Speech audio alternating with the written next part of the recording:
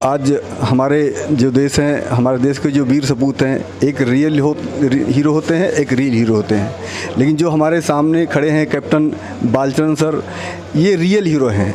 हम आज अगर चैन की नींद सोते हैं तो आप जैसे जो हमारे देश के वीर सपूत हैं, जो हमेशा तत्पर रहते हैं अपनी जान न्यौछावर करने के लिए। आज मैं सिर्फ मात्र आज कुछ नहीं कहना है, हमारे चैनल के माध्यम से मैं बताना चाहूँगा, बस 2 मिनट सर का समय लूँगा। आप जो है बांग्लादेश की जो लड़ाई हमारे भारत से हुई थी, उस समय आप उस लड़ाई में मौजूद थे और मैं उन्हीं के बारे में 2 शब्द चाहता हूँ कि हमारे देश के नौजवानों को आप क्या प्रेरणा देना चाहते हैं। Captain Balachandra sir. आज इस देश के जवानों के लिए प्रेरणा देना चाहता हूँ कि हर एक व्यक्ति, हर एक अपने मन में सोच ले कि मेरा बेटा क्या करना है। हर व्यक्ति यही सोचता है कि पहले हमारा बच्चा पढ़ता है तो डॉक्टर बने, उसके बाद इंजीनियर बने, उसके बाद वकील बनता है, IAS PCS बाद में सोचता है, वैज्ञानिक बाद में सोचता है। लेकिन मैं यही कहूँगा कि सभी लोग सभी NCC अटेंड करें और माँ बाप का पहले से ख्वाहिश हो कि मेरा बच्चा पैदा होता है तो मैंने आर्मी में भेजना है।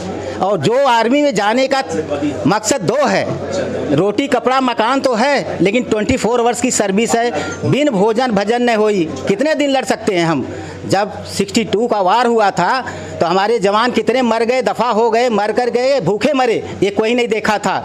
इसलिए मैं बोलता हूँ कि पहले देश की रक्षा होनी चाहिए। हिंदू चैनी भाई भाई का जब नारा लगाते थे, उस नारा में हमारा देश चला गया। पूरा उन्होंने 40 किलोमीटर का एरिया आकर के लेह तक चाइना ने कवर कर लिया था। तो देश को, आपने बोला देश को नहीं, मैं पूरे समाज को, पूरे लोगों से मैं आग्रह करता हूँ कि पहले आपके मन में भाव होता है कि हमारा लड़का डॉक्टर ही बनेगा।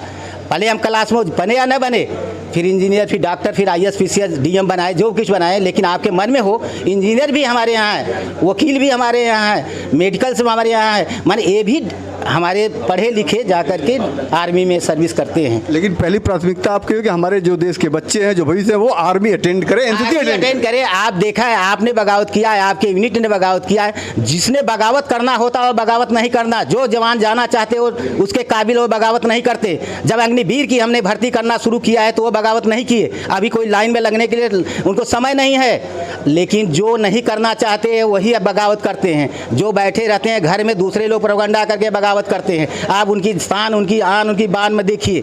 जब वहाँ जब चले जाते हैं, जिस धारा में बहते हैं, जिस खून में बहते हैं, वो माता पिता परिवार को नहीं सोचते, फिर वो देश की बात सोचते हैं। हमारा देश कहाँ है? तब जब देश के बाद में जब आते हैं गांव में, आपके मैं देख बात से पता लगा है ये राजपूताना लोग, ये पूरे चंदौली जिला के आए हैं। छोटे एक गांव से एक आए हो, कुछ तो आए हैं, लेकिन एक लोग आपका कर्तव्य बनता है कि सबको बताएं। पहला काम होता है आपका सैनिक को बताएं कि सैनिक भेजा है। और इस प्रकार से हम कहना चाहेंगे कि अगर इस देश का, जब हमें आप कह रहे हैं, जब एक सैनिक आते हैं, हम यहाँ के मंच के जो प्रबंधक थे, इन्होंने जब बातें कही है वो हमारे दिल को छूने वाली हैं, समाज को छूने वाली हैं। लेकिन पिक्चर की तरह 1 मिनट के लिए नहीं होना चाहिए। आप सभी के इसमें सभी लोग डॉक्टर होगा, इंजीनियर होंगे, वकील होंगे। जब कोई फौजी रिटायर होकर के आता है, नहीं रिटायर हुआ है, उसकी विधवा आती है, तो समझ लीजिए उसके अपने माता पिता, अपने पिता या पुत्र को गंवा रखा है, वो आपके पास, चैनल के पास आता है। नहीं डॉक्टर के पास दुखी होगा, या वकील के पास जाएगा, या पुलिस के पास जाता है।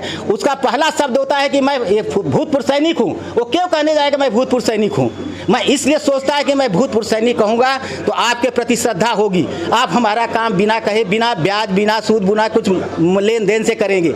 लेकिन वो कहीं फंस जाता है, उसको गलत फंसा दिया जाए, जिससे वो दुखी होता है। तो मैं ये अनुरोध करूंगा कि जो भूतपूर्व सैनिक या जो भी आपके सामने आता है, अगर बोलता है कि मैं सैनिक हूं, या अगर आप जानते हैं, तो उसी तरह से कार्य करें जो आपकी जितनी क्षमता हो। वही आप बड़े हैं, वही सम्मानित हैं।